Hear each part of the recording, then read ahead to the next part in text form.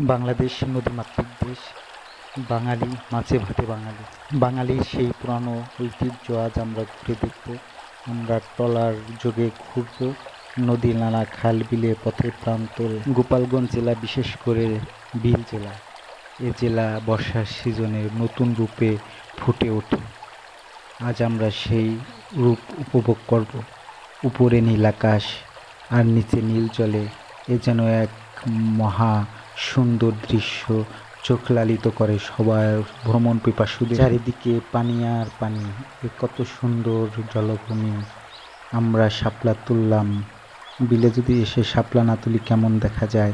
আমরা তারপর একটা বিল নার্সারি ভ্রমণ করলাম, বিলের ভিতরে মাছ চাষ করা হয় কিভাবে সেটা দেখার জন্য। বিলের অপর প্রান্তে যেন মনে হয় আকাশ এসে থেমে গেছে। তারপর সন্ধ্যা নেমে এসেছে, সানসেটের অপরূপ সৌন্দর্য আমরা উপভোগ করলাম।